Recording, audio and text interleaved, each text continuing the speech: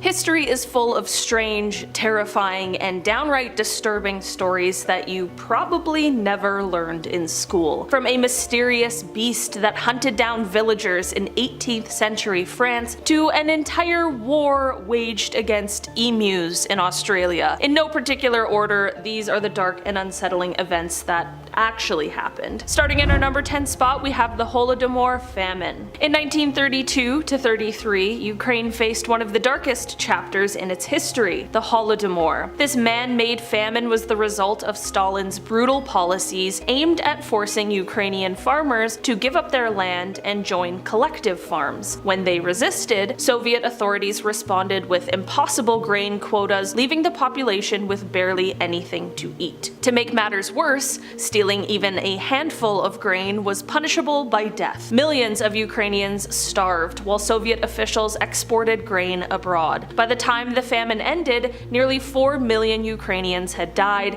and entire villages were wiped out. Despite the tragedy, the Soviet government denied it for decades, leaving the true horror of what happened hidden from the world for far too long. In our number 9 spot today, we have the island of Gaola Curse. Gaola is a stunning little island off the coast of Naples, surrounded by crystal clear waters and ancient ruins. It seems like the perfect spot for a peaceful retreat, but there is a dark side to this paradise. Locals believe the island is cursed, and over the years, a string of bizarre and tragic events has made people avoid it. The trouble began in the 1800s when a hermit living there mysteriously vanished. Later, owners of the island faced financial ruin, untimely deaths, and even killings. One wealthy resident was found wrapped in a rug, his wife drowned shortly after. Even modern owners like billionaire John Paul Getty and Fiat tycoon Gianni Agnelli experienced personal tragedies connected to the island. Today, the island remains part of a protected marine park, but only the brave dare visit, swimming across to an island many believe is cursed. In our number 8 spot today, we have the Mad Gasser of Mattoon. In the mid-1940s, the quiet town of Mattoon, Illinois, became the center of a very bizarre mystery involving a figure dubbed the Mad Gasser. Over the course of 2 weeks, more than 24 people reported strange gas attacks in their homes. Victims claimed to smell a sweet, odd odor, followed by symptoms like nausea, paralysis, and coughing. Though no one died, the incidents sparked widespread panic, with some residents even spotting a mysterious figure lurking around. While the police believed it was all mass hysteria fueled by the war anxiety, others were convinced that there was an actual prowler behind the attacks. To this day, the true cause of the Mad Gasser mystery remains unsolved, leaving many to wonder, was it just fear running wild, or was there really someone out there?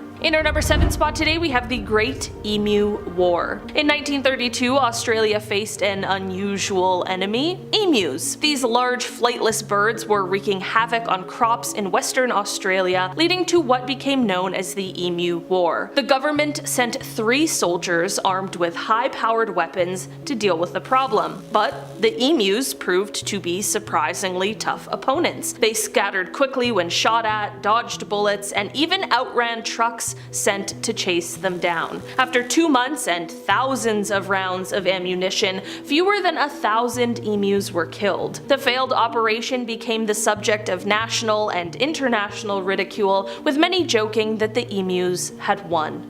Eventually, the government resorted to bounties and fencing to control the emu population, but the Emu War remains one of the strangest military campaigns in history. In our number 6 spot today, we have Terreur, the man who ate everything. Terreur was a French soldier with an appetite so extreme it left everyone scratching their heads in complete disbelief. Born in the 18th century, he became infamous for his ability to devour just about anything, and I really do mean anything. While most people struggle to finish a large meal, Terreur's hunger seemed insatiable. He could eat his way through massive amounts of food and still be starving starving. But what made him even more shocking was his ability to consume the unimaginable: live animals, stones, corks, and even garbage. Chickens, cats, and snakes were fair game to him, often eaten raw and whole. His bizarre eating habits weren't just a party trick, they became a full-on medical mystery. Doctors were fascinated by his condition, which they believed might have been caused by a metabolic disorder like hyperthyroidism. He was studied extensively, but no one could really figure out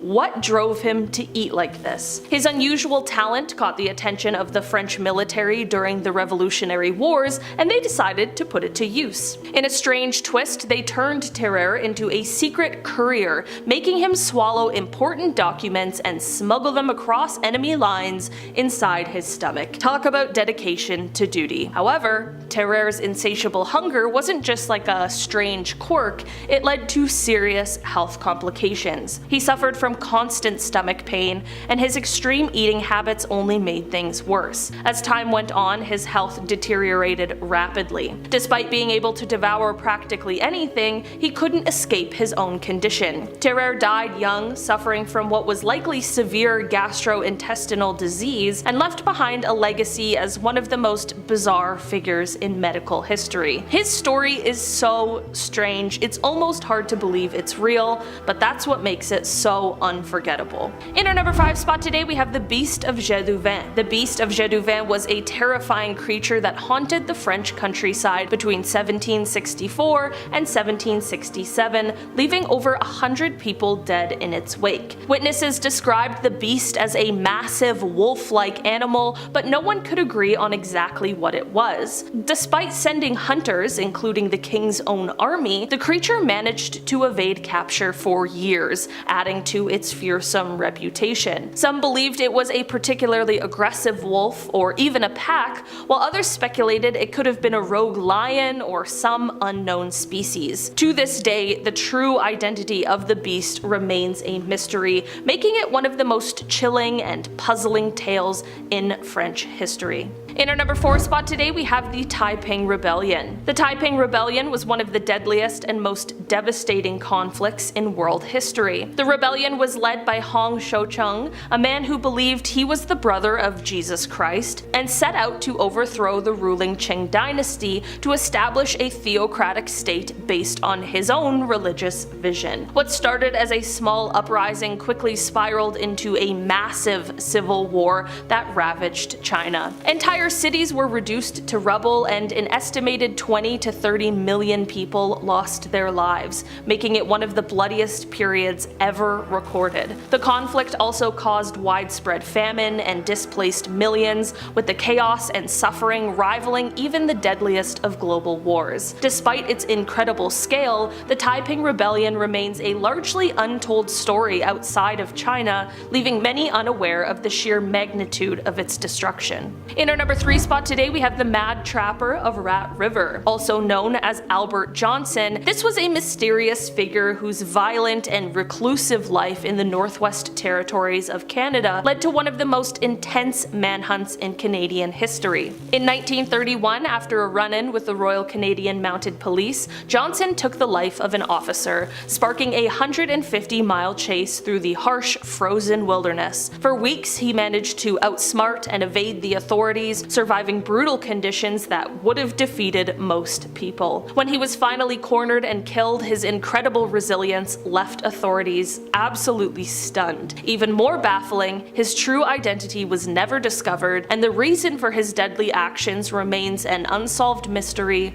to this day. In our number 2 spot today, we have the Lady of the Dunes. Now identified as Ruth Marie Terry, she was a woman who sadly had her life taken. Her body was discovered in the sand dunes of Provincetown, Massachusetts on July 26, 1974. For decades, her identity and the details surrounding her death remained a haunting mystery. Terry's body was found with her hands removed, likely to prevent identification, and she had suffered a very violent death with some extremely gruesome details. Over the years, investigators exhumed her remains multiple times and pursued various leads, including speculation that she may have been an extra in the film Jaws, which was filmed nearby. In 2022, through the use of advanced DNA testing and investigative genealogy, the FBI finally identified the Lady of the Dunes as Ruth Marie Terry. Tragically, it was later discovered that her husband, Guy Moldavin, was responsible for her death. Moldavin, who had a criminal history and was involved in the disappearances of previous wives, was officially named as her killer quite recently in August of 2023. Despite the decades of mystery, the story of Ruth Marie Terry, from her roots in Tennessee to her very untimely end,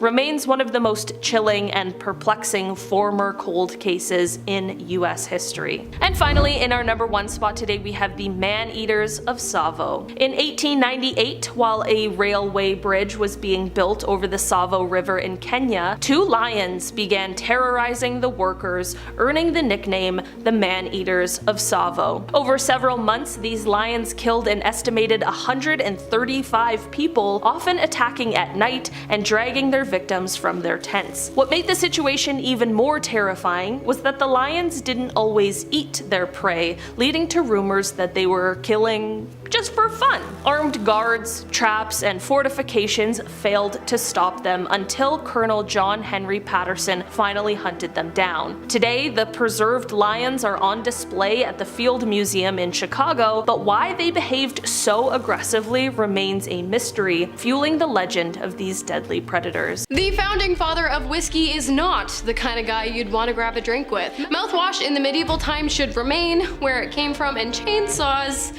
yeah, these are some truly terrifying and disgusting historic facts and feats. And make sure you stick around till the end because I've got news. James Jameson, heir to the Jameson whiskey empire, was, for lack of better words, a monster. Here's a fun fact sure to impress your friends the next time you're sitting on the front porch slowly sipping out of a clear crystal glass. In 1888, James Jameson embarked on an expedition to a trading post in the Belgian colony of Congo after he had been informed that the island was inhabited by a tribe of people who ate people. He was eager to witness the practice up close, and because his father raised him right, or incredibly wrong, he knew better than to show up empty-handed. Prior to setting sail, Jameson purchased a young woman for the sole purpose of offering her up to the tribe. When he arrived at the trading post, he handed the young woman over to the people who eat people and watched as they tied her to a tree and impaled her in the stomach twice before devouring her flesh. According to a Sudanese translator named Asad Farhan, while this happened, James Jameson sat back, relaxed, and drew sketches of the incident. Of course, the Jameson family did everything within their power to keep the incident from becoming a public scandal. In fact, they even enlisted the help of the Belgian government. But, as we know, the truth always comes to light. Furthermore, when accused of the heinous act, Jameson never actually denied that it took place. Unfortunately, however, he died before facing any kind of real justice. For those of you who don't know, Genghis Khan was the founder and first Khan, or ruler, of the Mongol Empire. He also really liked to kill people. During his 21-year reign, it is believed that Genghis and his army claimed the lives of up to 40 million people. This initial ruthless reign is likely why his empire was able to cover nearly 1/4 of the Earth's surface in a span of just 125 years. But here's where things get crazy. Not only was Genghis Khan one of the greatest and most ruthless warriors of all time, but he was also one of the greatest activists. Kind of. Not on purpose though. Basically, because Genghis Khan killed so many people, many of which were peasants, there was no one left to farm the lands, and so those lands were eventually able to grow back into carbon-absorbing forests. In total, it is estimated that 700 metric tons of carbon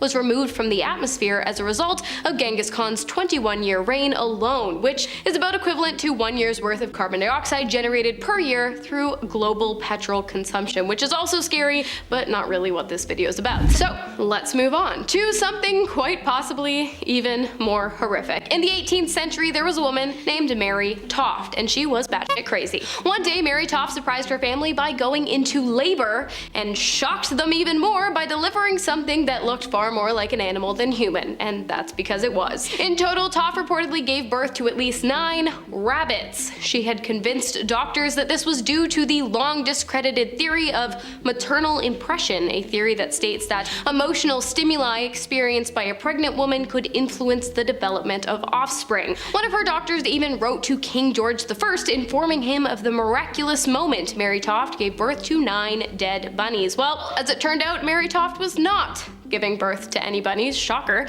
but instead she was placing them you know where, in order to make the births look as realistic as possible. This was only discovered after one of the bunnies was dissected to reveal pieces of corn in the animal's stomach, which of course proved that it had not in fact developed inside of the crazy woman's womb. The whole thing is not only terrifying but mortifying, but if I had to learn about it, you have to too. Sorry. Moving swiftly on from that absolute horror story, let's talk about another person from history with some less than savory habits and morals. Peter Stump, a German farmer and killer who lived in the mid to late 1500s. Throughout his life, Stump was accused of werewolfery, witchcraft, and human consumption. Likely because he did just that. In the span of just 25 years, Peter Stump claimed the lives of 16 individuals. When he was finally caught, he admitted to killing and drinking the BLOOD of locals, as well as consuming a few. He also admitted to having eaten a part of his son's brain. He claimed that the reason for his rampage was that he had been a victim of the devil, although it's much more likely that he was just a complete and utter madman.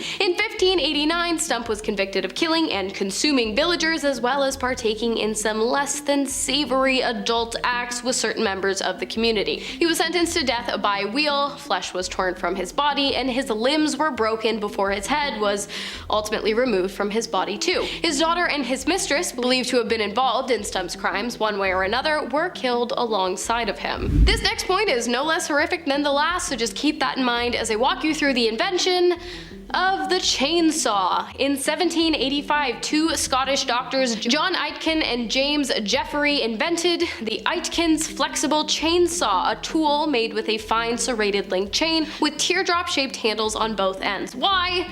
Well, for childbirth, of course. No, I'm not kidding. The cutting device was created as a unique surgical tool used to cut through the pelvises of delivering mothers who were having trouble pushing during the birthing process. And after the Atkins chainsaw came the giggly twisted wire saw, which was similar to the Atkins saw, but it had T-handles for easier grip. In 1830, orthopedic technician turned orthopedic surgeon Bernard Hine invented the first hand crank chainsaw, which was, thank God, not used to cut through the pelvic bone of women already in extreme pain, but it was used to cut into patients' skulls. Now, as truly terrifying as these inventions sound, they did pave the way for the much more humane medical practices we see today, so I mean, I guess that's a win.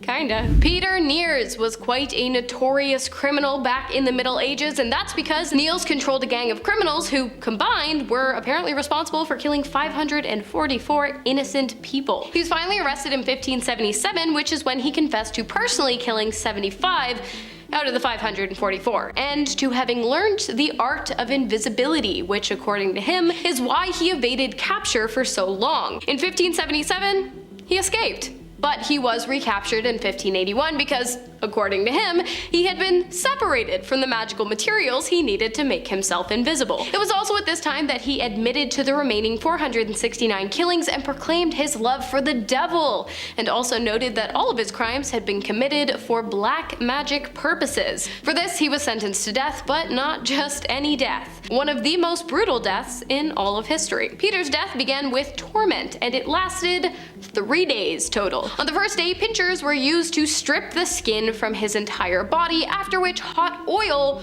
was poured onto the wounds. On the second day, his hands and feet were covered with hot oil and then held over hot coals until they became reduced to nothing but bones. And on the third day, he got the wheel. He was tied naked and face up by his hands and feet to 4 wooden stakes coming out of the ground. A large iron-rimmed wheel was then slammed down on his arms and legs a total of 42 times, shattering the bone from his hands to his shoulders and his feet to his hips. This sounds a bit like a children's song, but it's way too dark for that. His remaining limbs were then hacked off, all while he was still alive. The man truly did live and die like a monster. Did you know that in the 18th century, before the age of precision, resin, and porcelain manipulation, dentures were made from real human teeth? If you didn't, now you do. In fact, in the Netherlands, the teeth of thousands of soldiers who perished in the Battle of Waterloo were used to replace the teeth of wealthy citizens whose own teeth had begun to rot due to poor oral hygiene. The teeth were stolen by looters, who would sell them to dental techs, who would boil them, then carve them, then shape them into dentures, and then sell them to the rich people for an incredible profit. So, just keep that in mind the next time you feel like skipping your nightly brushing routine. And keep this in mind the next time you want to read an old book, specifically ones bound in the 18th and 19th century. Why? Well, because in a process known as anthropodermic bibliophagy, some books bound back then were bound in human skin. Luckily, there are only about 18 confirmed cases of these skinned books, so it's unlikely you'll come into contact with one. If you do, though, you should know the subject matter is generally either anatomy or erotica, which makes the whole thing just that much more creepy. Moving on to the acid bath killer, also known as John George Hyde, a British killer who killed and died in the 1940s. This guy was a family man with a fondness for playing the piano and classical music. Of course, all of that changed when his marriage ended the exact same year it began. That same year, 1934, John was sent to jail for fraud. After his release, he immediately began defrauding people once again, and once again he found himself in jail. It was then that John came to the conclusion that the reason he had gotten caught was because he had left the people he defrauded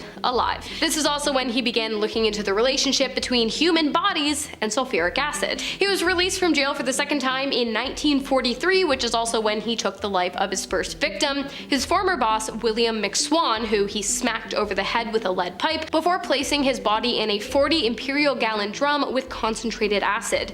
2 days later, McSwan's body was no more. John repeated the process with at least 5 other people, although he claims he killed a total of 9 people throughout his criminal career. He was eventually captured in 1949 after one of his victims' friends reported them missing and police went investigating. After the arrest, John said to one of the officers, "If I told you the truth, you would not believe me.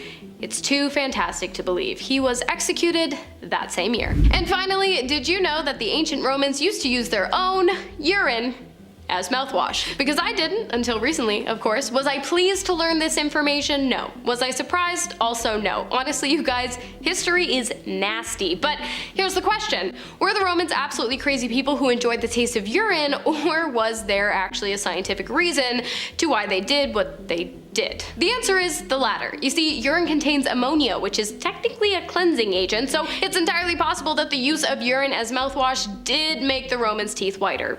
But at what cost? They also used urine to clean stains out of clothes, which is less gross, but still gross. Honestly, all I have to say is thank God for modern cleaning products and cool mint mouthwash. Am I right? And we're gonna kick off the list with the legend of the Hook Man. Now, supposedly on Pond Run Road in the village of New Richmond, there once lived a doctor and his wife. They had a son who was mentally disturbed, and these two were ashamed of him and opted to keep him out of the public eye. This meant chaining him up in the basement whenever people were over, or when they just didn't want him in their presence. One night, there was a terrible storm. A bolt of lightning hit their house and a fire started. When authorities arrived on the scene, they found the parents burnt to death, which was the perfect outcome for despicable people like that. But the boy who had been chained up in the basement at the time was nowhere to be found, aside from his hand, still chained up to the wall in the basement. So where did he go? Well, legends started to spread that over the years he grew up stalking through the woods, stealing from homes nearby, brandishing a hook for a hand, and brutalizing innocent people, especially young couples. The urban legend of the Hook Man is one you see all over the place. This is just Ohio's specific version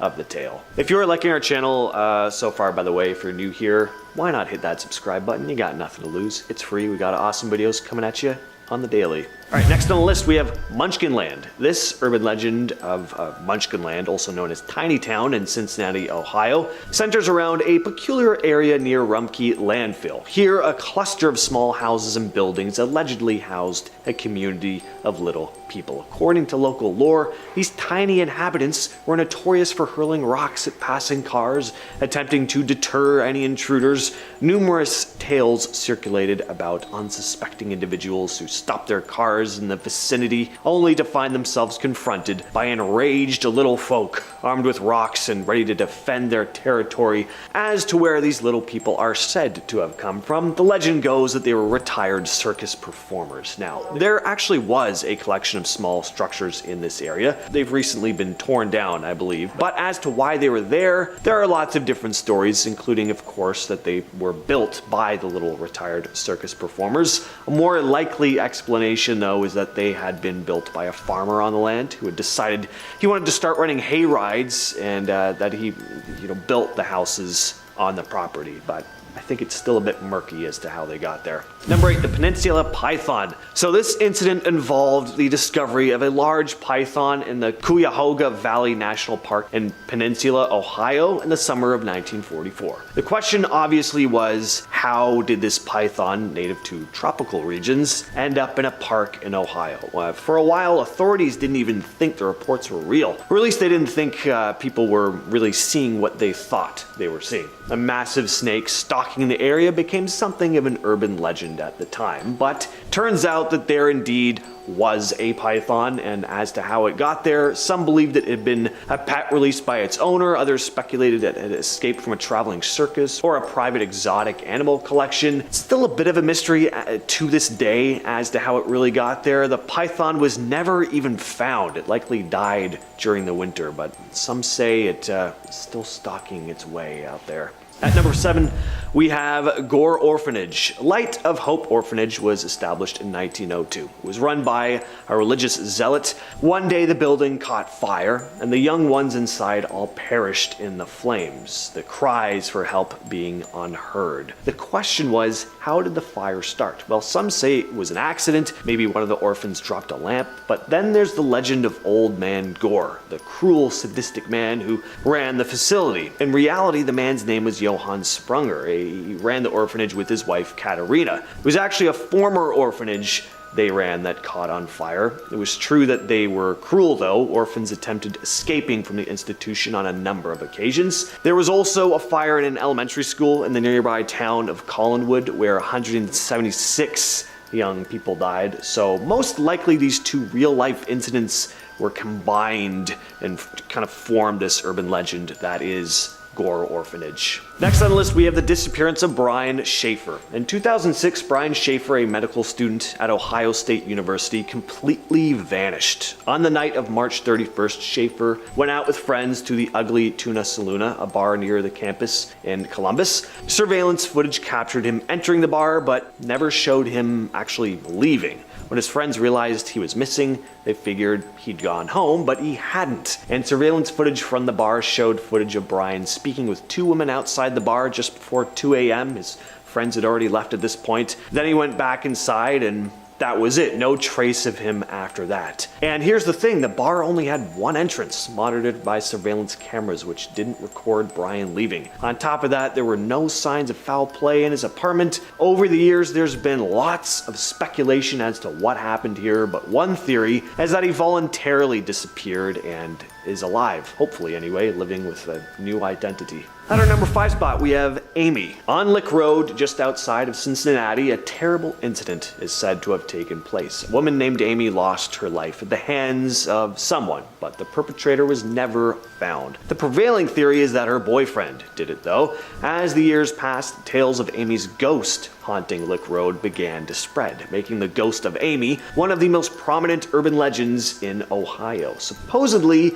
there are a couple ways to experience the ghost of Amy. One legend goes that if you flick your headlights onto the sign as you're turning on to Lick Road at night, you can see the name Amy briefly flash on the sign. Another goes that if you park your car at the cul-de-sac facing the woods, then flash your headlights 3 times, your windows will start to fog up with the word help being written in the condensation. Some nightly visitors have claimed to see the ghostly figure of Amy standing at the edge of the forest. Others claim to hear disembodied footsteps behind them as they make their way across the bridge. Next up, we have Satan's Hollow. In Cincinnati, there is a famous drainage tunnel, a tunnel with a very dark history. Strange and ominous things are said to have happened there. Satanic rituals and disappearances supposedly plague the tunnel, and one story goes that during one of these rituals, a portal to the underworld was accidentally opened. This has led to a number of locals believing this series of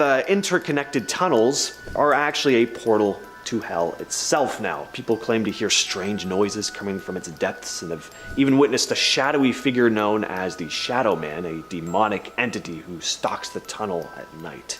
The Werewolf of Defiance. So in the summer of 1972, the small town of Defiance, Ohio was rocked by a series of bizarre and terrifying encounters with what locals would describe as the Werewolf of Defiance. First reported sighting occurred when two railroad workers, Ted Davis and Tom Jones, were laboring on the Norfolk and Western Railway. Ted Davis, busy with his work, suddenly looked up to witness something completely unexplainable. A large wolf-like creature clutching a wooden board in its paws. The creature then just whacked Ted on the shoulder with the board before vanishing into the nearby bushes. I like the imagery of that. Just a werewolf come walking out. Bam! All right, goodbye. Anyway, 5 days later, Ted and Tom returned to work, hoping that the strange encounter was just a one-time event. But unfortunately, they spotted this pesky werewolf again. Luckily, it was much further away this time, and they just booked it out of there. They reported the incident to the local police, and before long, this wave of similar reports flooded in from various parts of Defiance. More and more residents claimed to have encountered a wolf-man-like creature. People were scared to go outside. Like, nobody wants to be gored by a massive-sized wolf person. The sightings, did trail off, but the Wolfman of Defiance has remained a legend of Ohio ever since. And at second place, we have the Crosswick Monster. This incident took place in 1982 and has become a prominent tale in Ohio's cryptid folklore. According to this story, two young boys, Ed and Joe Lynch, encountered a terrifying creature in a field. They heard peculiar noises coming from the tall grass, and before they could react, a massive four-legged lizard-like beast emerged. The creature swiftly approached them, grabbing 13-year-old Ed in its jaws and began dragging him towards a hollowed-out tree. Fortunately, though, the boys' screams caught the attention of three nearby men who rushed in to help. They managed to rescue Ed, but he sustained some pretty severe injuries. In response to this initial attack, a group of 60 men armed themselves with axes and clubs, and I'm imagining torches, and they formed a posse to hunt down this creature. They managed to catch up with it, and at one point it stood up on its hind legs. The chase led them to a hill of rocks where the creature vanished into a hole, never to be seen again. The story was written up in the local paper at the time, and it's since grown to be a staple of Ohio's folklore. Just what the hell was the thing that they saw that day? And finally, at our number one spot, we have the Circleville Rider. The Circleville letters case, which began in 1976 in Circleville, Ohio. Is it Circleville or Circleville?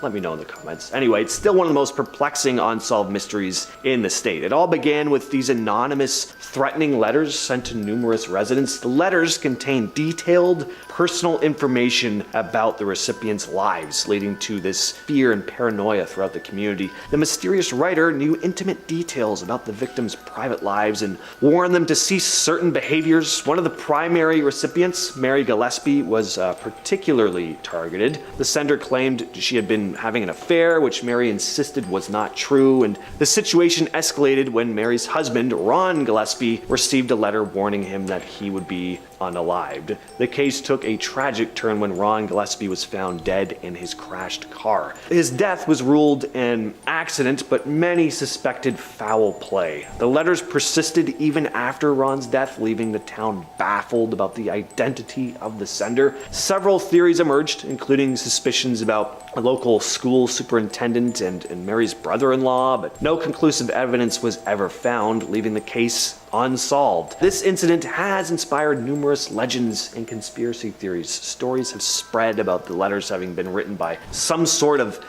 vengeful ghost or spirit haunting the town, even. Starting off this list in our number 10 spot, we have Barbara Colby. It was July 24th, 1975, and Barbara Colby, a talented American actor, and her colleague James Kiernan had just wrapped up an acting class in Venice, California. As they strolled towards their car in a dimly lit parking area, an unimaginable tragedy unfolded. Out of nowhere, shots rang out, shattering the peaceful evening. Barbara Colby's life was instantly extinguished, leaving a void in the entertainment world. James Kiernan, miraculously clinging to life, summoned the strength to share vital information with the authorities. He described the assailants, though he couldn't place a name to their faces. The chilling reality dawned upon everyone that the attack had occurred without warning, motivation, or any discernible cause. Puzzled investigators meticulously analyzed the scene, hoping to uncover a motive or a potential robbery gone awry. However, they found no evidence of an attempted theft,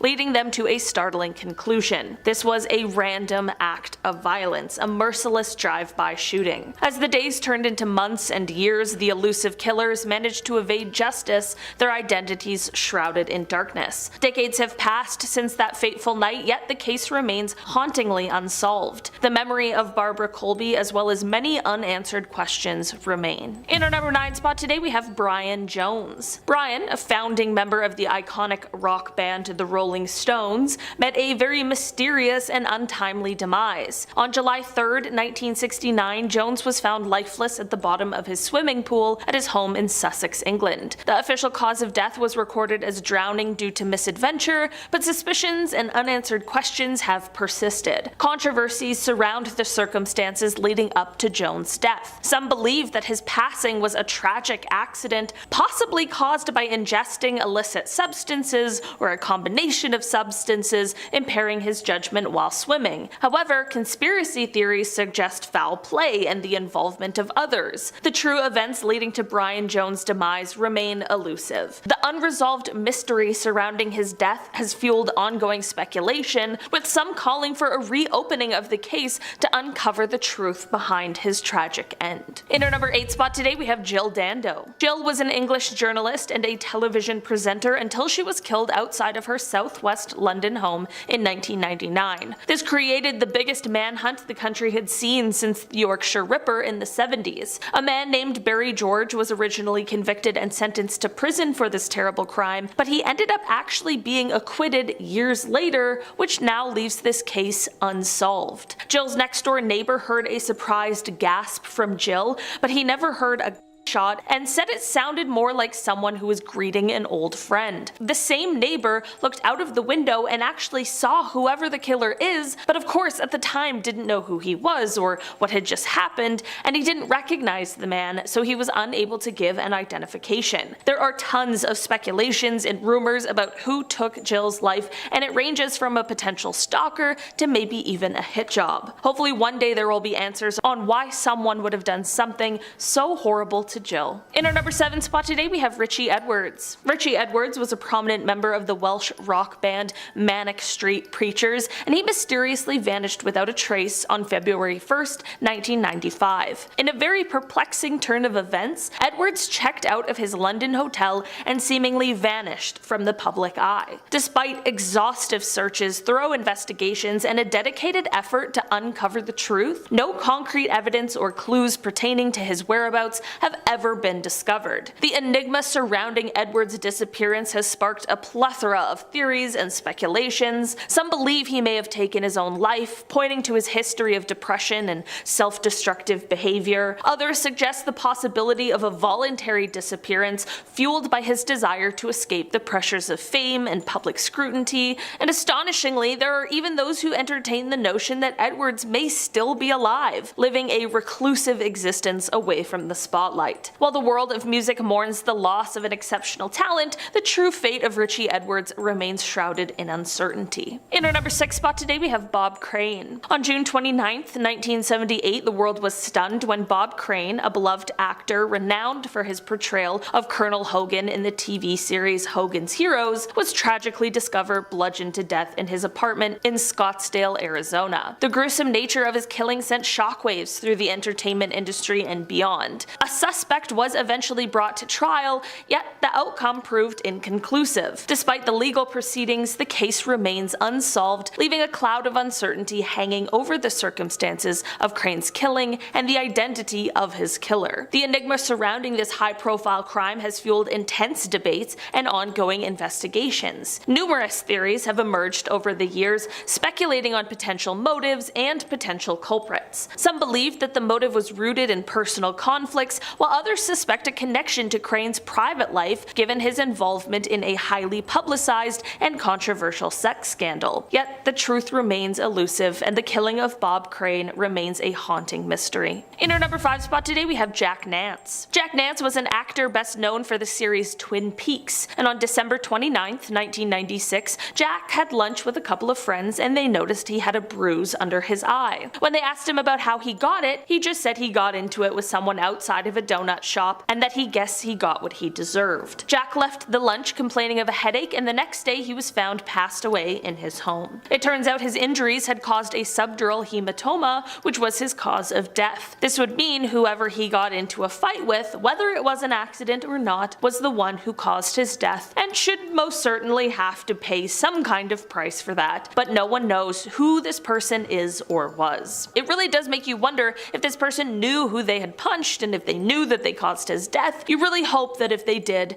they would have come forward. In our number 4 spot today we have Thelma Todd. Thelma Todd was a wonderful comedic actor and well-respected woman, and on Monday, December 16th, 1935, Thelma was unfortunately found after she had passed away in her car. The circumstances surrounding her death have always baffled people. It is said that after leaving a dinner with friends, Thelma returned to her home, but she had been locked out, so she headed toward the home of Jewel Cartman, who was the former wife of Thelma's lover, Ronald West. When Thelma arrived there, it is speculated that she went down to the garage and got in the car, presumably to warm up. The death was eventually ruled accidental and the cause was carbon monoxide poisoning, but people just could not accept that answer. The night before Thelma was found, she was at a dinner party with friends, and the autopsy report showed the contents of her stomach were not things that they had been served at the dinner, which leaves the question, where did she go that night that has not been accounted for? Some people think she may have taken her own life, but people close to her say that they believe that it is highly unlikely. Some people accept that it may have been accidental, but some people believe some sort of foul play was involved. In our number 3 spot today we have Dorothy Arnold. On December 12, 1910, Dorothy vanished under perplexing circumstances that continue to baffle investigators to this day. The last known sighting of Dorothy Arnold occurred as she strolled along the bustling 5th Avenue in New York City. Despite exhaustive searches, extensive media attention, and a relentless pursuit for answers, no trace of her has ever been uncovered. Her disappearance, full of mystery, has left behind a void of unanswered questions that echo through the decades. Numerous theories have emerged over time, ranging from theories of voluntary disappearance to more sinister possibilities. Was it an unfortunate accident? Did she choose to start a new life far from the spotlight of her affluent upbringing? Or did a darker fate befall her? At this point in time, what exactly happened is totally unclear, and the truth is, we might never know for sure. In our number 2 spot today we have Bruce Lee. The world was left in shock on July 20th, 1973, when Bruce Lee, the iconic martial artist and actor, passed away unexpectedly at the very young age of 32. The cause of his untimely demise, attributed to cerebral edema, sparked a flurry of speculation and enduring theories that continue to captivate enthusiasts and fans to this day. Numerous hypotheses have emerged, each offering a different perspective on the circumstances surrounding Lee's tragic death. Some proponents of foul play suggest hidden motives behind his demise, pointing to potential enemies or conspiracies within the entertainment industry. On the other hand, another school of thought suggests that Lee's demise was an unfortunate result of an adverse reaction to medication. Despite extensive investigations and medical examinations,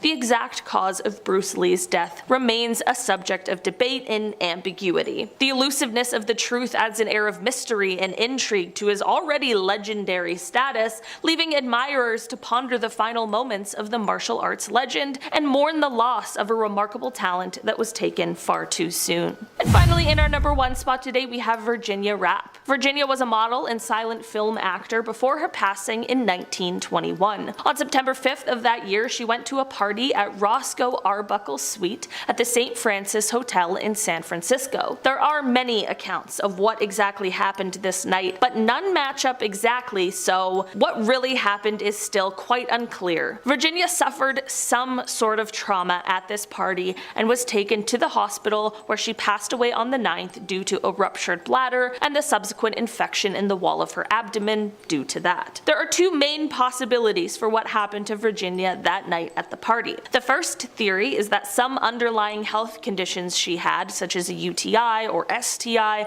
mixed with the consuming of alcohol, may have caused this. I am certainly not a doctor, so I'm not sure how possible or likely this is, but it is one of the main speculations. The other one, which many people insist is what actually happened, is that her injuries were caused by a violent attack on her by Roscoe. This was first claimed by the person who went to the party with Virginia, but they were often discredited due to their record of extortion and blackmail. Roscoe went through 3 trials, but was ultimately acquitted for the crime. Even though this happened a full century ago, many people still debate what may have happened to Virginia that night, and unfortunately, we may never know. Starting off this countdown, we have A858. In 2011, a Reddit user posted a strange and indecipherable code to the subreddit R A858DE45F516-9BC9.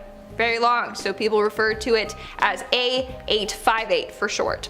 On the subreddit, this user would post puzzles and cryptic messages. It gained a lot of traction and people were desperately trying to crack these puzzles. No one has been successful to this day. Things got strange when the original poster disappeared for 4 years. When they came back in 2015, that's when he began dropping subtle hints, including a message that when decoded, it revealed an image of Stonehenge. Sadly, in 2016, the page became private, and I believe that it still is private. In our 9th spot, we have Publius Enigma. This is an unsolved puzzle or riddle that was posted on the internet by a user named Publius.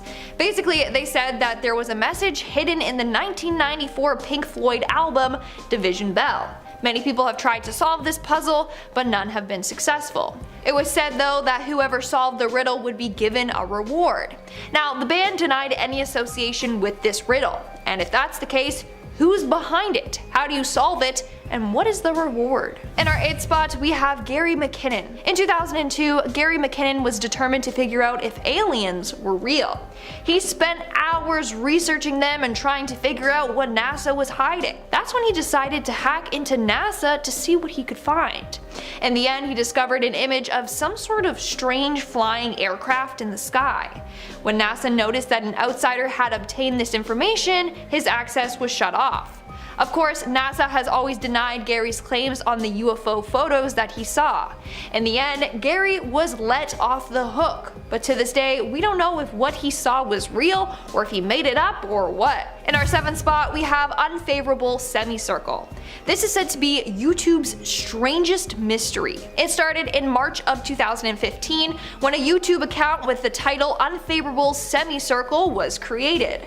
From there, they started to post weird cryptic videos, all titled with the Sagittarius symbol and then random numbers. The videos were often of abstract, pixelated images. Some videos were accompanied with weird and distorted sounds. In fact, in some of the videos, you can hear a muffled male voice breathing or reciting random letters or numbers.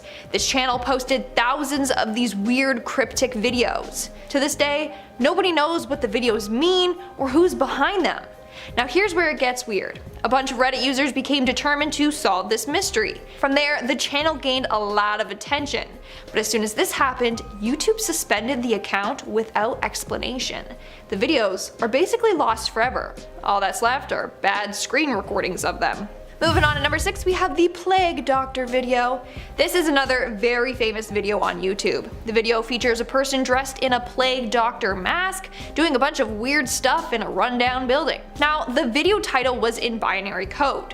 When translated, it spelt out death in Spanish. How creepy is that? Not only that, but the video is filled with an awful buzzing sound. And apparently, if you put this buzzing sound into a spectrogram, which basically gives you a visual representation of the sound, it apparently makes the shape of a woman who's being harmed.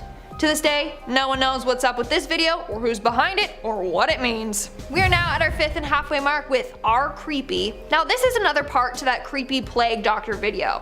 So when that video became viral, the subreddit Are Creepy became devoted to solving this mystery. However, along the way, some mysterious people started posting weird messages in the forum. One was a Morse code message that when translated said, "Red lips, life 10th." Don't know what that means at all. And then they also posted 2015 there will be 3. Again, no one knows what this means. Other messages included a list of chess moves, the coordinates to the White House, and coded disturbing images depicting violence against women. To this day, no one has been able to solve this mystery or find out who's behind all these posts. In our 4th spot, we have the deep web. The term deep web refers to the 80% of the internet that is inaccessible through normal internet browsers. And there's a reason why. The stuff on the deep web can be traumatizing. One person stumbled upon an online bid. When the bidding ended, it was revealed that they were bidding on a woman who was tied to a chair. The winning bidder could type what they wanted to do to her. Turns out that this was a torture murder live stream. Moving on to number 3, we have Mariana Mordegard Glesgorf. Excuse me, I know I just butchered that name. But this is apparently one of the scariest and most haunted videos on the internet. This video was posted on YouTube in 2008 and immediately unsettled everyone who watched it. It starts off with some man just staring into the camera, then out of nowhere, he starts laughing maniacally.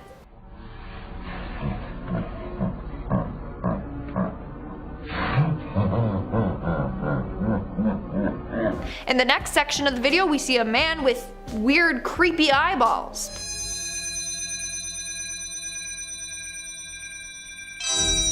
Now, the full video is 2 minutes long. However, you are warned never to watch the full video. It is said that if you do, it'll drive you insane. In fact, the entire video was apparently removed off of YouTube after 100 people took out their own eyeballs after watching this video and then mailed them to YouTube's main office in San Bruno. To this day, we don't know who created this video, why, and who's that man in the video. In our 2nd spot, we have the killer. A number of killers have apparently used forum sites like 4chan to ask some pretty disturbing questions and tease others. On 4chan, one person discovered a post where someone asked what they keep in their freezer. This person replied with a picture of dead body parts in their freezer. Another killer decided to play a little game with some people on 4chan. He said that there was a missing person, and if they guessed who it was correctly, then they would give them a freebie and then coordinates to where her body was buried. And I don't know if she was ever found. And in our number 1 spot today, we have How to Be a Serial Killer. Now, this is the name of a website, thankfully no longer active, that used to teach people how to become a serial killer. The site was full with detailed explanations on how to kill people and get away with it. Eventually, the site was removed, but when you searched for it, a message popped up saying, "How to be a serial killer has been removed. If you're really interested in killing someone, why don't you start with yourself?" Excuse me? No. Okay, sorry. We still need to know who created this site and why. Number 10, H.H. Holmes. I had a feeling that if I didn't include him at least once, somebody would be like, "You're wrong!" So here he is. Ah yes, the genius inspired by Sherlock Holmes himself, though he ended up being the villain of the story and far from the hero. Henry Howard Holmes was indeed a genius. He skipped a ton of grades, finished school at just 16, and gained a doctorate of medicine at just 23. What was I doing at 23? I was in acting school. but he had a desire for the dark side he just could not shake. His interest in medicine began with practicing on animals. In medical school, he was already dabbling in darkness when he started conning insurance claims and stealing corpses. But for Holmes, everything was building towards his one goal in life, the construction of the murder castle. By 1800 Chicago, Holmes eventually earned enough money to construct a massive labyrinth within a hotel of sorts. It had stores on the bottom and apartments above, each level booby-trapped with trapdoors, mazes, and chutes that would drop his victims into a basement with like vats of acid and crematoriums where it was just like nuts. Historians still debate how many people he killed, but they're thinking around 200. Wish they caught him before this happened, but alas, here he is on this list. Number 9, Andrew Cunanan, the man who shot Gianni Versace. Andrew had an IQ of 147, memorized a whole set of encyclopedias by the time he was 10 years old, and by the time he was 21, he could speak 7 languages. So where did it go wrong? There is no clear reason, but whatever it was, Andrew loved to lie about it. He was a prolific liar and made large claims about his family's origins, to the delight of the rich older men who indulged him. He craved a lavish, carefree lifestyle, which rich millionaire Norman Blanchard gave him until he had enough sense to throw him out. This was a massive blow to Andrew's ego, and this led to a downward spiral which claimed the lives of 5 people. His ex-best friend Jeffrey Trail, his former lover David Madsen, Lee Miglin, William Reese, and then lastly Gianni Versace on July 15th, 1997. There are a lot of missing pieces in this case. Due to Andrew's disillusionment and the passion for lying, no one really knows why these murders happened, or even if he really knew Gianni before he shot him. By the time authorities caught up with him, Andrew had taken his own life, and there was no note left behind. So whatever the reason for his killing spree, perhaps even Andrew didn't even know the truth by the end. Number 8, John Christie. John Christie had so much potential, with an IQ of 128, and he was incredibly gifted in mathematics. Who knows what good he could have done for the world, but during the 1940s to the 1950s, Christie stole the lives of 8 women including his wife, and how he did it is stomach churning. He preyed on the desperate lives of women seeking help and posed as a backstreet abortionist. He would first knock them out with gas, but they would never wake up. When they passed out, he strangled them before or after doing other unmentionable things to them. He stashed the bodies underneath the floorboards, in the garden, or in the kitchen alcove. These horrors took place at 10 Rillington, Notting Hill, London, and the house has since been demolished. But one of the most awful things he did was frame the husband of a family who moved in above him. Christie killed his wife and their daughter, and then set the husband up as the killer. The man, Timothy Evans, was forced into giving a false confession and was hung, and it was this miscarriage of justice that led to the suspension of capital punishment. Number 7, Lawrence Bittaker, aka the Toolbox Killer. Like many others on this list, a lot of potential to do good here, especially with an IQ of 138. But as this list kind of proves, just because your IQ sets high expectations doesn't mean you'll meet them. Bittaker was a high school dropout and turned to a life of crime early on. Bittaker, along with his accomplice Roy Norris, drove around in a blacked out van called the Murder Mac. The two met while serving a sentence at the California Men's Colony in San Luis Obispo after both had developed a liking for crime. Somehow the two made parole, and for 3 months in 1979, they did awful things to 5 women using hand tools. What they did to those poor women inside their van is enough to churn the bile in your stomach, so I won't go into much detail. A psychologist's analysis of Bittaker was that he was borderline psychotic, and Norris had a severe schizoid personality. The two were finally caught, with Norris receiving life in prison, and Bittaker died on death row at the age of 79. Number 6, Jeffrey Dahmer. Jeffrey Dahmer. We all know he was gonna be on this. I want to be clear about something. Having a high IQ is dependent on a lot of things. Education, nutrition, environment, etc. It doesn't necessarily mean you're dumb or smart, or that you won't or will be successful. Somehow, the same man who drilled holes into humans' heads to turn them into zombies had an IQ of 145, so put that together. Dahmer became known as the Milwaukee Cannibal and is one of the most prolific serial killers to ever exist. He became fixated on animals at a young age. We know what happens after that, right? In 1978, Dahmer dropped out of business school due to alcohol abuse after just 3 months. He enlisted in the US Army to train as a medical specialist, but that didn't last long. He was discharged after he attacked 2 fellow soldiers. After that, Dahmer's mental health deteriorated even further, and he fell hard into alcoholism and began his killing spree. After one of his victims escaped and notified the police, when they got there, the chief medical examiner remarked, and I quote, "It was more like dismantling someone's museum than an actual crime scene." Between 1971 and 1999, he killed 17 men in a variety of gruesome ways and celebrated each one with like trophies. Dahmer was killed behind bars by another inmate in 1994, and that is the end of his story. Number 5. Marcel Petiot. As if the war crimes of World War II weren't bad enough, Marcel Petiot had to add his villainy to the list. Marcel's life started out pretty rough, and due to his addiction to thievery was committed to an asylum. But instead of going to the asylum, he ended up earning his medical degree while interning. Sadly, he didn't use his intellect for good. Instead, he made an already horrific time even worse. Many Jewish people were trying to escape Europe for obvious reasons, and Marcel made sure many did not. He would tell his victims that he had a way out, a route to escape occupied France beneath the eyes of the German army. He claimed he was a part of the French resistance, gathering trust from many desperate souls, but when they fell prey to his plan, he would inject them quickly with cyanide and steal all of their valuables. Luckily, he was eventually captured and executed at the end of the war in 1946, but by then the damage had been done. Number 4. Ed Kemp. Funnily enough, I think this is only the second time I've actually mentioned Ed Kemper in a video, which is very surprising because he's Ed Kemp. Ed's strange talent for making people believe he was a gentle giant, all while committing 10 of the most gruesome crimes astounds me. With an IQ of 145, he easily manipulated his victims into trusting him before it was the last thing they ever did. Standing at 6'9" and weighing 250 pounds, he used both brawn and brains to overpower the women he killed. He showed obvious signs of a pathological need to kill from a young age, starting with the family cat all the way to killing his paternal grandparents at age 15. Even then, he was able to convince mental health professionals to let him go early because he was fine. Wow. From 1972 to 1973, Ed used the line, "I don't have all day," to convince hitchhikers to enter his car, implying he was in a rush, put pressure on them, and convinced them that he didn't have time to kill them. They also never caught him. He turned himself in. If you're still with us right now, remember to like and subscribe, and remember to head on over to Bumblebee to show some love as well.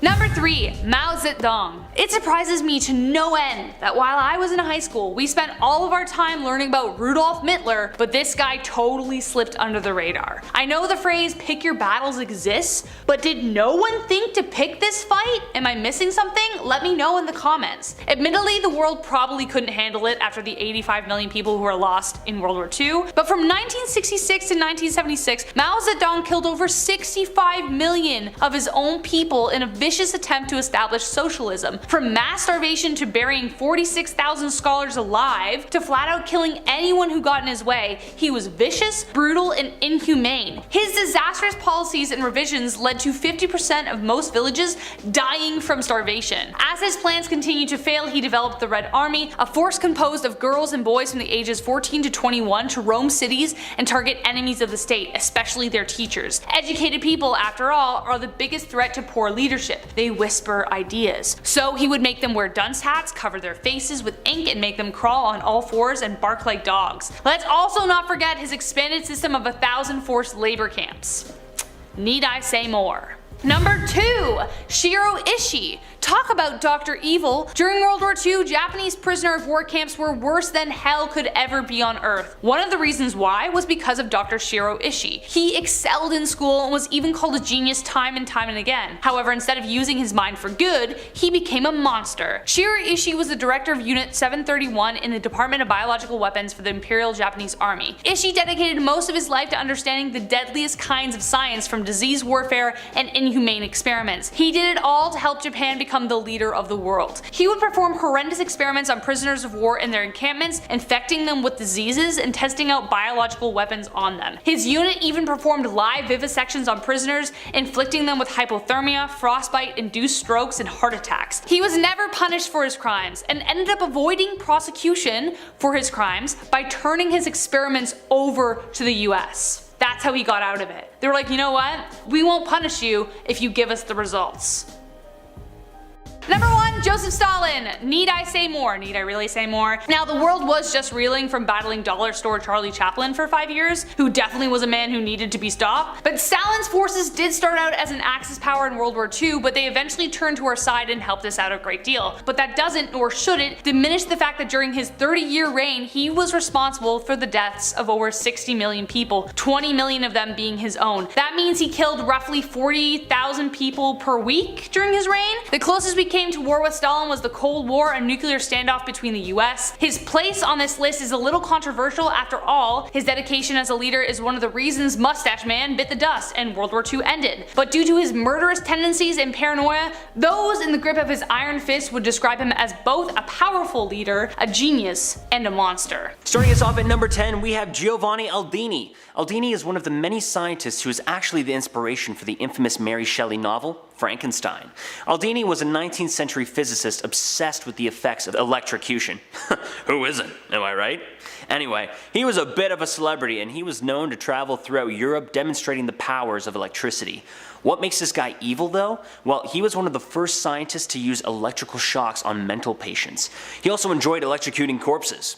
One of his most famous acts involved him displaying a body of a hanged criminal and then shocking the body to then make the muscles contract and spasm as if the deceased was still alive. I get it. Electricity is cool, but how about a little respect for the dead? Aldini was also highly respected at the time. The Emperor of Austria even made him a Knight of the Iron Crown. Ooh, sounds evil, doesn't it? At number 9, we have Wang Hwuk. Wang is famously known for his work creating human stem cell lines using cloned embryos from patients suffering from spinal cord injury. This major accomplishment promised an endless supply of stem cells genetically matched to patients, but it turned out to be all lies. Wang admitted in 2006 that he was indeed falsifying data, but still claiming that he had the ability to do what he was lying about all along. The court found Wang guilty of buying human eggs in violation of the country's bioethics laws and embezzling 830 million won, which is equivalent to $700,000 of government money. He was sentenced to 2 years in a Korean prison. He received such a light sentence because the judge admired Wang's dedication to Korean biotechnology. Many other Korean scientists in the community are not ready to welcome him back though, after embezzling so much money on what is supposed to be a great and worthy cause. One Korean researcher states that it is truly tragic because he is clearly one talented experimentalist. Yeah, that's a lot of money. Pretty hard to just trust someone with government and public money after a stunt like that, but hey, I hope there's some scientific breakthrough soon. At number 8, we have Jose Delgado. Back in the 1960s at Yale University, Professor Jose Delgado was working on some pretty scary stuff. Delgado invented one of the first ever brain chips. He was known to use these chips in bulls, monkeys, and humans. It is reported that he once stopped a charging bull in its tracks after pressing a button that activated the small chip inside the animal's head. With the touch of a button, these radio waves could make these animals snarl, growl, smile, invoke lust, hunger, and many more responses. Delgado recently described himself as a libertarian and pacifist whose goal as a scientist was to liberate us from our biology and especially mental illnesses and aggression. I don't know about that. It sounds a lot more to me like he was trying to take over the world with some pretty crazy mind control chips, but he was also known to test on mental patients. Whether this one is with good intentions or not, this one freaks the hell out of me. At number 7, we have Albert Bandura. Bandura is a famous psychologist who, interestingly enough, just passed away days ago in California. He is famous for being one of the first scientists to discover that learning occurs both through beliefs and through social modeling, which then led to the social cognitive theory. One of his most famous experiments he ever conducted was back in 1961 and was titled the Bobo Doll Experiment. In this experiment, Bandura hired researchers to physically and verbally abuse a clown-faced inflatable toy in front of many preschool-aged children.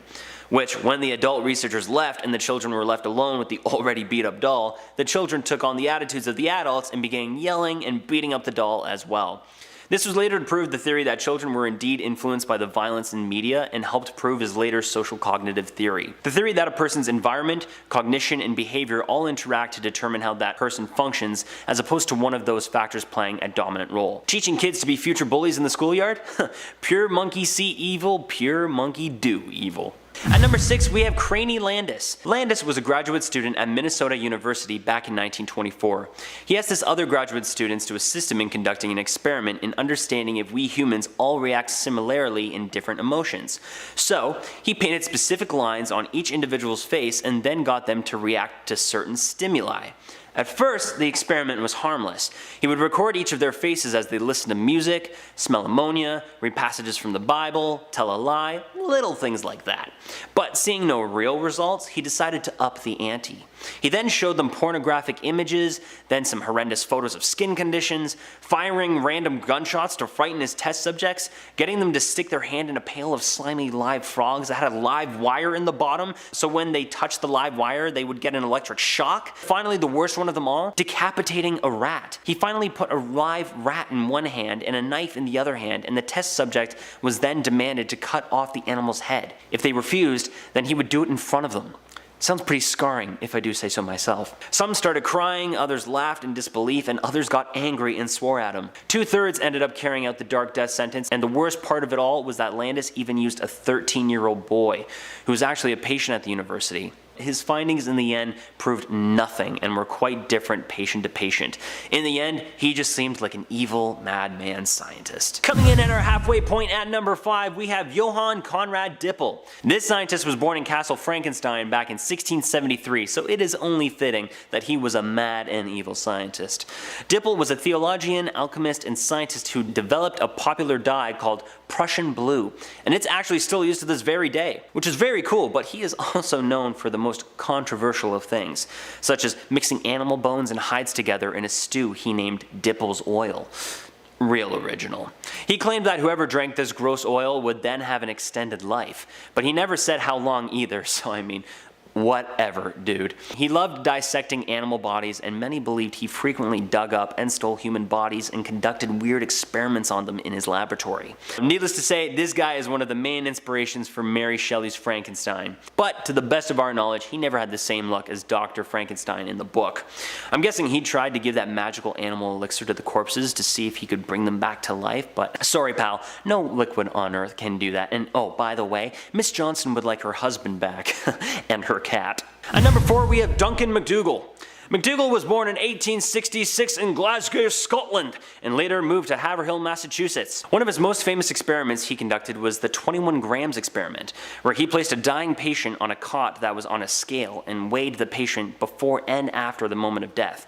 His findings? That immediately after death, the deceased weighed 21 grams less, meaning that the soul was indeed a physical part to a human's body and that it did indeed leave once a person passed away. The work was absolutely destroyed in the scientific community, but defended in the religious community, as they deemed this was proof of a soul in a person's body.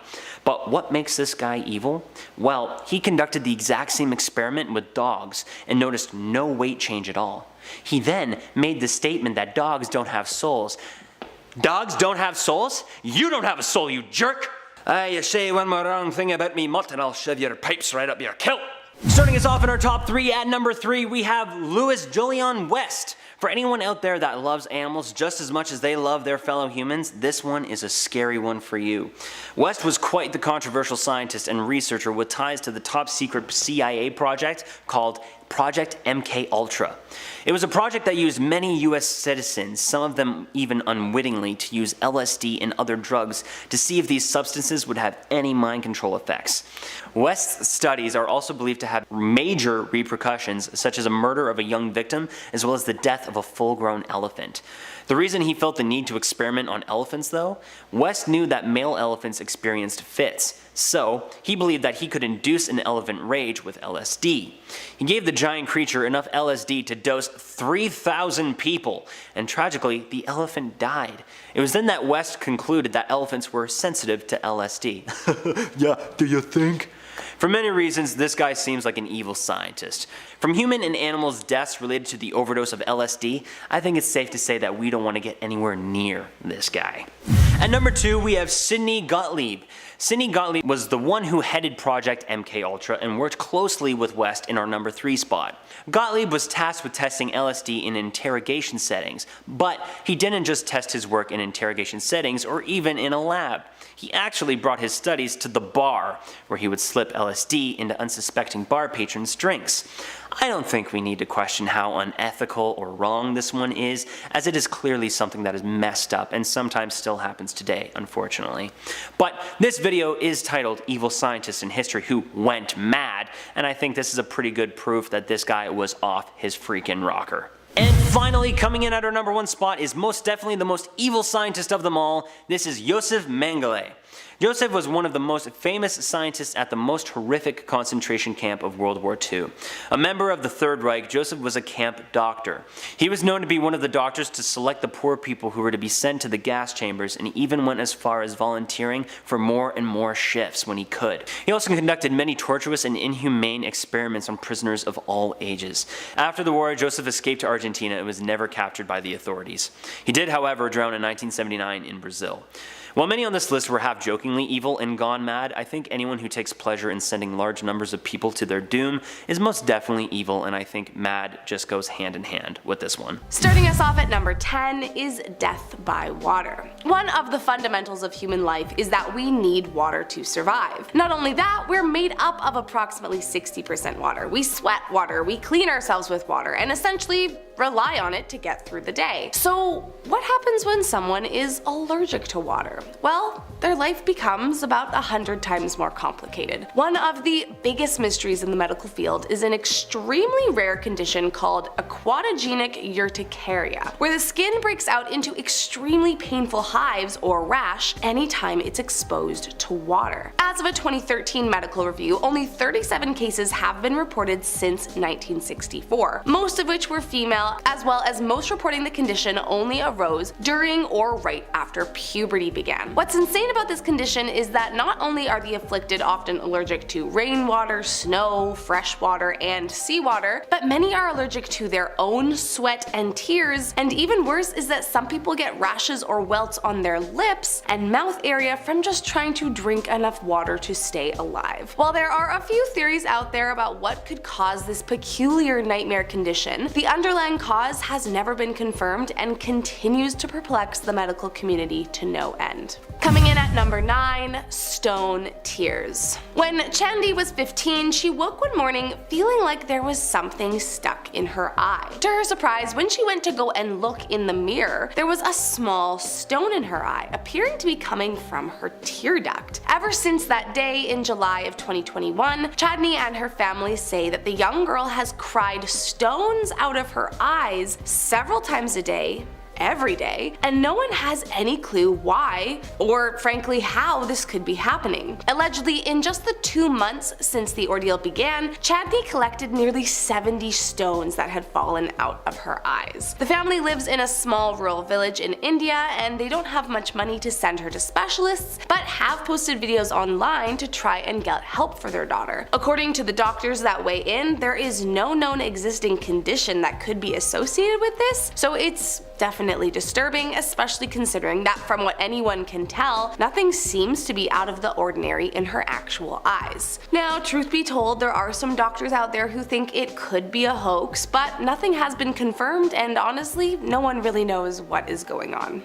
Next up at number 8, the Iceman. You know how there are people out there who like to do a morning cold plunge? Well, one man, Wim Hof, nicknamed the Iceman, seems to have taken that to a whole new level. Born in the Netherlands in 1959, Hof is, as it seems, immune to freezing temperatures. At the age of 17, Hof said he had a sudden impulse to strip down and jump into a half-frozen canal, and it's not that he felt nothing, but he was able to withstand it for far longer than should have made any sense. This turned him into developing what he calls the Wim Hof method, which he says combines frequent exposure to cold paired with special breathing techniques along with yoga and meditation. In fact, Hof set the Guinness World Record for prolonged full body contact with ice and for swimming under ice in 2000. Then in 2012, curious about if it really was all some breathing technique or if he was some kind of medical marvel, researchers in the Netherlands examined samples of Hof's blood and determined that he was somehow able to manipulate his immune system at will, essentially stopping his body from going into a stress response due to the temperature. Now, sure, does his deep breathing help regulate the body?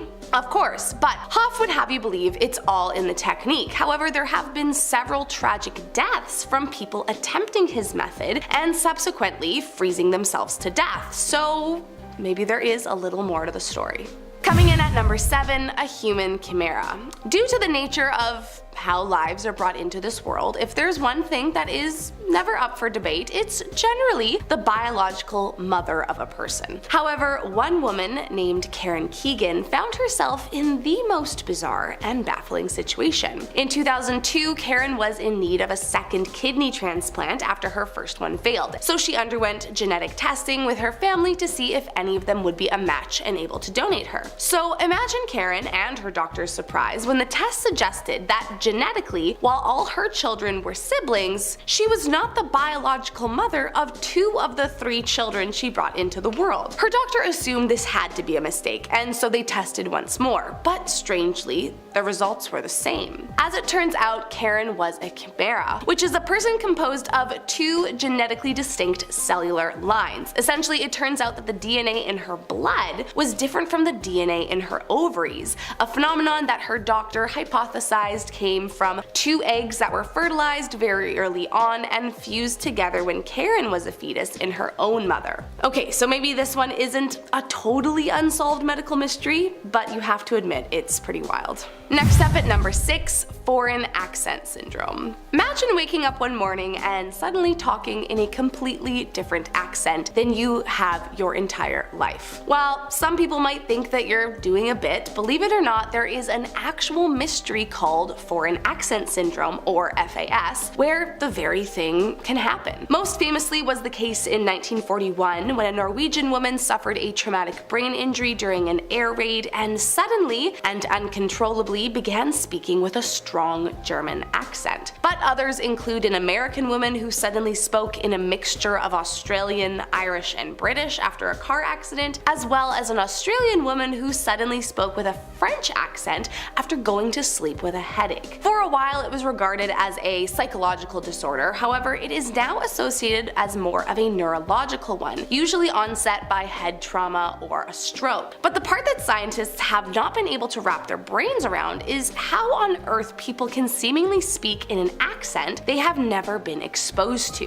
When learning to speak, your natural accent is a result of sound patterns you unconsciously learn, otherwise known as the phonetic system. When you are young, accents can shift as you become exposed to new speech patterns, but by the time you reach your teen years, your phonetic system is pretty much locked in. But FAS somehow affects the entire patterning of your phonetic system and continues to perplex doctors all over the world. Next up at number 5, no appetite. Sometimes when you're feeling under the weather or on a certain medication, it's not uncommon to find that your appetite has gone down. However, anyone who has ever met a teenager can attest that of all the people, they are usually the last to lose their appetite. But back in 2013, a 12-year-old named Landon Jones from Iowa baffled doctors after he suddenly woke up one morning feeling faint and with a horrible cough. His parents wasted no time immediately rushing him to the hospital, where it was discovered he had an infection in his left lung, and while the infection was promptly treated, the worst of it was yet to come. For whatever reason, ever since that day, Landon has never had any kind of appetite or thirst. The boy rapidly started losing weight, going from 104 pounds to just 68 right before his parents' eyes, all seemingly due to the fact that he never felt a hunger or thirst cue. As he continued losing weight, his parents were growing more and more worried about their son's strange condition. But no matter what doctor they took him to, they could never get an answer as to what was happening to him. Landon was given countless brain scans, psych evals, medical evals, and tested to make sure he didn't have an eating disorder, but nothing was providing them with an answer. Some doctors have wondered if he suffers from a brain dysfunction in the hypothalamus, the part that controls hunger and thirst, but his case remains unsolved. Next up at number 4, Syndrome X. X. When Brooke Greenberg was born in 1993, she weighed a mere 4 pounds and had a hip dislocation. Luckily, the hip issue was fixed through a surgery, and although 4 pounds is generally revered as small for a newborn, she was premature and nothing else seemed off, so from what doctors could see, she appeared to be perfectly healthy. However, things started becoming mysterious around the time she was 4 or 5 years old, as her parents and doctors noticed that Brooke appeared to have stopped growing. As the years went by, Brooke remained virtually unaged, a phenomenon that confused every single medical professional that her family seeked out. By the age of 20, she still looked the same as she had when she was 4 years old, measuring less than 3 feet tall and weighing only about 16 pounds. And it wasn't only her appearance that had stopped progressing. Brooke communicated as an infant would, giggling when happy, crying when sad, and continued to wear diapers. Interestingly, the only thing that continued to grow as normal were Brooke's hair and nails. The family took her to endless specialists over the years looking for answers to their daughter's condition, but each one was just as perplexed as the next. Some simply said not to worry and that she would catch up, while others prescribed growth hormones, but nothing ever seemed to help their daughter grow. Doctors were completely stumped by this poor girl's condition, calling it Syndrome X, and ever since her death at the age of 20 in 2013, specialists have yet to come up with an explanation.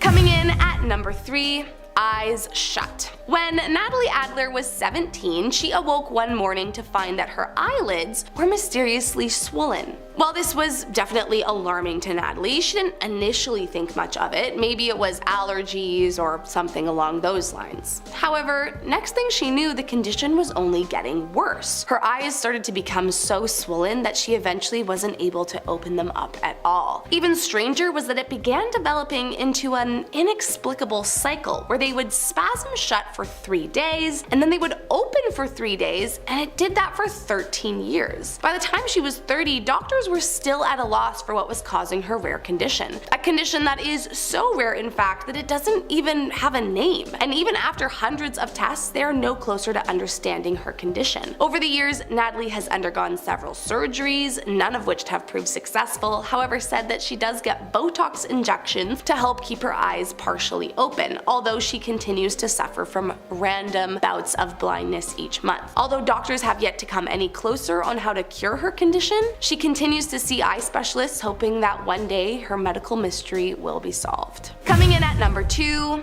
twins. There are lots of different kinds of perplexing conditions that have popped up in the medical world over the years, but one of the wildest has to be the story of Sanju Bhagat. Most of his life, Sanju had been incredibly self-conscious about his large stomach, which he described as once being so big he appeared to be 9 months pregnant. What's even more shocking is that for whatever reason, he never received any kind of medical attention for his protruding belly. That was until one day in 1999 when Sanju began to experience shortness of breath and was rushed to the hospital. When he got there, the doctors assumed Sanju had a large tumor in his abdomen and rushed him into the operating room to remove it. However, instead of an enormous tumor they expected, they could not believe their eyes when they opened him up and found the remains of a half-formed twin that had been living inside of him the last 36 years. The condition, called fetus in fetu, is incredibly rare, having only been documented 90 times in medical literature throughout history. As it turns out, when Sanju had been in the womb, his twin had become trapped inside and essentially became a parasite. Most that suffer this condition do not live long, often not even surviving inside their own mother, so doctors were completely flabbergasted and unable to explain how this man had lived 36 years with the twin inside of him.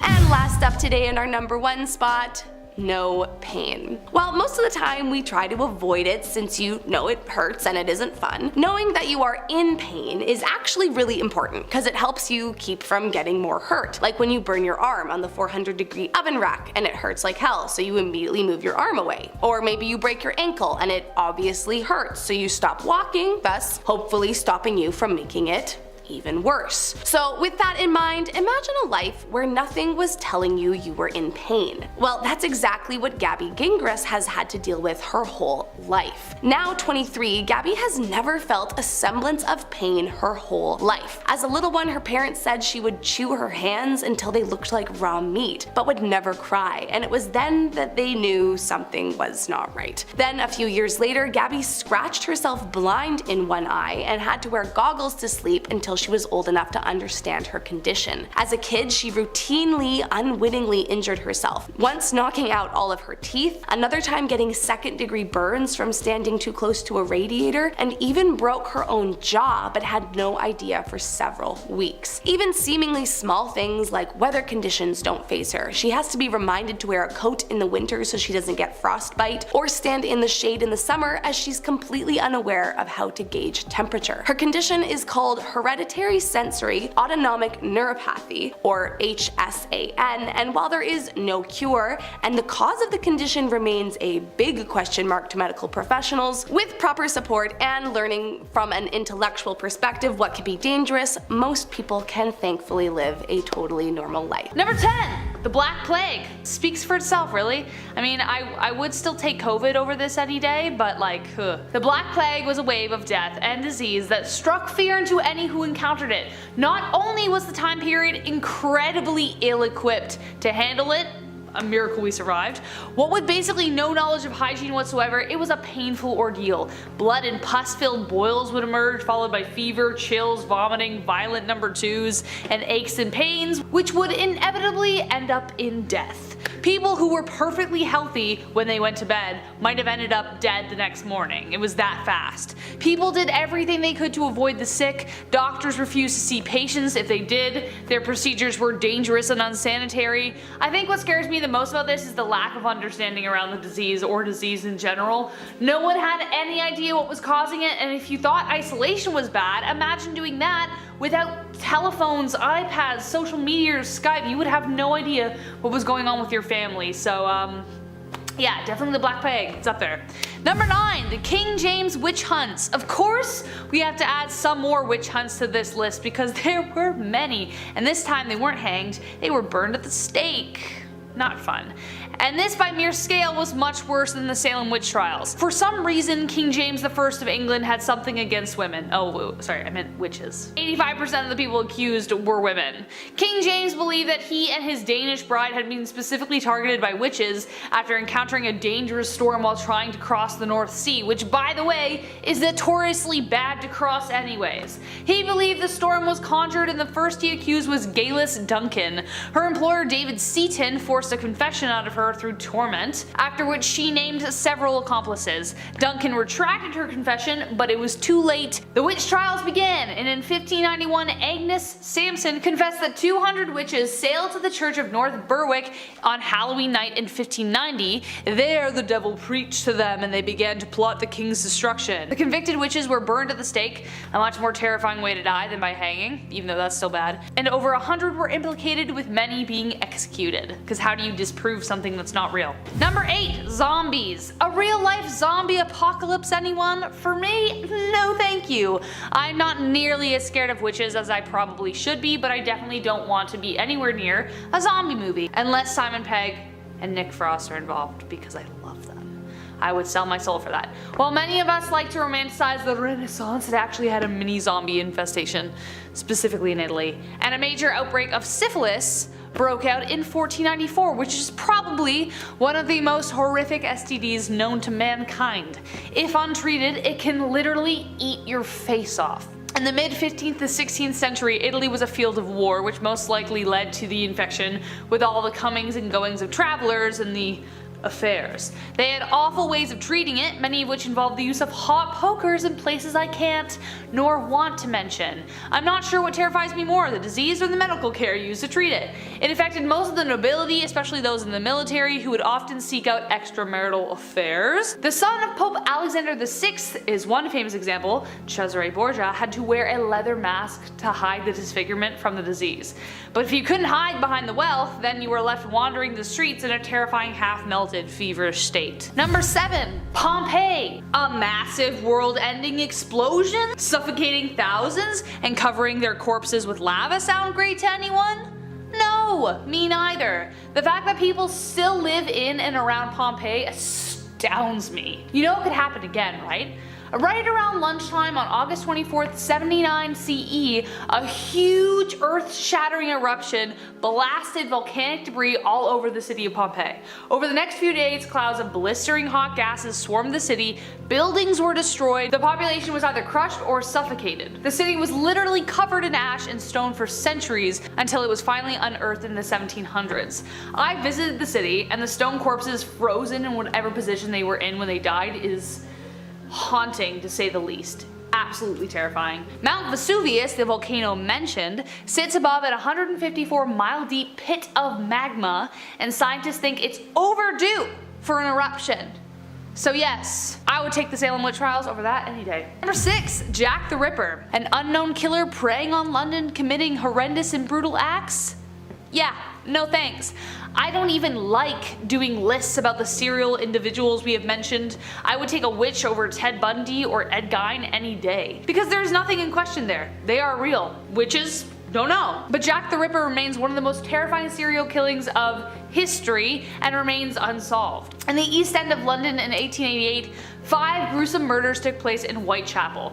Not only were their lives taken, but their corpses were mutilated in nightmarish ways. The crimes had a huge impact on society as a whole up until that point. Crimes such as that had never been so heavily in the press. The name Jack the Ripper became coined after a haunting letter sent to the London news agency was signed by Jack. This was just one of the letters he sent, one being accompanied by a kidney preserved in wine. Number 5. Holodomor. The Holodomor was the first genocide that was meticulously planned out in order to cause the most suffering. The withholding of food was used as a weapon. Between 1932 to 1933, millions of Ukrainians were killed by a man-made famine engineered by Joseph Stalin. Rural farmers made up of 80% of Ukraine's population, and they were the primary ones hit. After World War I and the fall of the Russian monarchy, Ukraine established the independent Ukrainian People's Republic in January 1918. They fought the Bolshevik army for 3 years but eventually fell and was forced to be a part of the Soviet Union. Stalin's vendetta against Ukrainian farmers began when their unrest resulted in a new economic policy that gave them more freedom. Stalin didn't like that. When Stalin at last established his stronghold, he decided to destroy Ukrainian peasantry. Through widespread intimidation arrests, imprisonments, he took out church leaders, Ukrainian intellects, party functionaries, and basically anyone who opposed him. Then in August 1932, he decreed that if anyone, even a child, was caught taking produce from a collective field, they could be shot or imprisoned. He sealed the borders so no one could leave, and they were all forced to starve to death. And finally, it ended in 1933 when Stalin essentially got what he wanted. Number 4. The Spanish Inquisition. Ah yes, the classic Monty Python joke. But if it is a joke, then why is it on here? Well, good friends, that's because it was terrifying. And we are talking about witch trials, and this is kind of like that. Nobody knows exactly how many people died during this time, but it's estimated to be anywhere from 30,000 to 300,000. Big jump. Basically, it was a purge of non-believers by the Vatican, especially those in the Jewish community. Tomás de Torquemada was one such evil man during the event who played the role as Grand Inquisitor for a time. If you weren't Catholic, you were given 2 choices. 1, convert, or 2, be burned at the stake for heresy. There was really no in between. He, along with many others, used cruel measures of torments, and even worse, do you want to know how long this lasted? Yes. Nope, not 10 years, not 15, 350 years. Number 3, residential schools. Yeah, this one's rough. You may have heard a lot about residential schools recently, as over 1,000 bodies and unmarked graves have been found across Canada, and there's bound to be more. Residential schools were government and church-sponsored religious schools designed to assimilate Indigenous children to a Euro-Canadian culture. They tore children away from their families, and over 150,000 First Nation, Inuit, and Métis children attended the schools. More than 38,000 Indigenous people experienced horrendous abuse of both a physical and depraved nature at the hands of residential school teachers and priests. Former students have testified that people died from disease, accidents, fires during attempts to escape, or killed to cover up nefarious affairs. When family members died, mothers and fathers were never even told where they were buried. The residential school period of Canadian history is terrifying, and for a while wasn't really talked about. I didn't learn about them until I came to university and then recalled a story I was told of how nuns used to make molasses candies and put them on school desks to encourage indigenous children. I wasn't told about anything else. The reality wasn't nearly as pretty. The last school closed as recently as 1996, and so far 1,300 suspected unmarked graves have been found through radar technology, with dozens more schools to be left searched. Number 2, Khmer Rouge. Orchestrated by Cambodian leader Pol Pot, the Khmer Rouge was one of the most horrific points in history. Much worse than the Salem witch trials. It's like, that's nothing compared to this. During 1975 to 79, the totalitarian leader caused the death of over 2 million people through forced labor, starvation, disease, torment, persecution, and blatant execution. Pot and his radical communist society was trying to purify society in order to make capitalism and other Western ideologies disappear. I can't even begin to imagine how terrifying this would be to live through. This is the real 1984. He cut off all media outlets along with communication with embassies, education was stopped, healthcare was eliminated. He basically locked Cambodia off from the rest of the world. He knew that anyone with intellect would threaten his regime, so he eliminated anyone who symbolized that, even people who wore glasses. There was the police, doctors, lawyers, teachers, ex-soldiers along with their families. He took all of them out. He forced everyone into what became known as the killing fields and forced them to work off of only 180 grams of rice a day. It took years for his peers to finally have enough of him and lock Pot away under house arrest, but even then he was never really truly punished. Khmer Rouge was finally overthrown by invading Vietnamese troops in 1979, but it was only until the 1990s to the early 2000s, after Pot died, that prosecutions began. Starting off this countdown, we have Shiro Ishii. Shiro Ishii was a microbiologist and the Lieutenant General of Unit 731. Unit 731 was a biological warfare unit during the Second Japanese War. Well, in 1936, Ishii built a huge compound where he would perform a number of disturbing experiments, including cutting pregnant women open to study them. These women were often impregnated by Ishii's doctors. Another experiment consisted of having someone's limbs amputated and then reattaching them to other parts of their body. Others had parts of their bodies frozen and then thawed, so he could study what would happen if you didn't treat gangrene. Trust me though, it gets worse. Other prisoners were his test subjects for grenades and flamethrowers, or he would inject others with diseases to study their effects. Everything he did was horrific, and he was sadistic. He loved torturing people and running disturbing experiments on them. In our 9th spot today, we have Sidney Gottlieb. Sidney was an American military psychiatrist that worked with the CIA during the Cold War. This guy was the head of the MK Ultra projects. Basically, they were super unethical experiments where people were injected with high levels of LSD. Others were subjected to electrical shocks, or were left in isolation, or injected with other chemicals. In fact, he went around and would drop LSD into innocent people's drinks and then observe the effects. Also, this dude was obsessed with poison. He wanted to poison any and everything. For example, he tried to kill Fidel Castro with a poisoned cigar, a poisoned wetsuit, and a poisoned fountain pen. Thankfully, people were like, no, Sidney, we're not doing that. Like, this dude just wanted to watch people either die, trip out, or suffer. Coming in at number 8, we have William Buckland. This dude, well, he was interesting. He was a geologist and paleontologist, but had a weird hobby he would partake in, which was eating things he shouldn't be eating. He ate things including roasted hedgehog, puppies, bat urine, ostriches, you get it, okay? That's not all. Apparently, he ate the shrunken heart of King Louis XIV. Yeah, you heard me. This dude, for some reason, ate a nasty old dead person's heart. Eating all of this weird stuff was apparently part of his experiments. Which was what? Seeing what weird thing would taste the best? I don't know what was going on here. Moving on, at number 7, we have Sergei Bryukhanko. I'm so sorry, I know I already butchered his last name. Sergei was a Soviet scientist. He started off on the right track, kinda. He created a machine used to help perform the first Soviet open heart surgery, and then he spiraled into madness. He started to use this machine to try and do some messed up procedures, like take vital organs out of dogs. He killed hundreds of dogs with these operations. Basically, he would cut open the dogs, take out the organs, and hook them up to this machine to see if he could keep them alive outside of the body. His most famous and messed up experiment was called the dog's head, where he severed a dog's head and connected it to one of his machines, which then brought the head back to life, just the head. It even responded to being given a treat.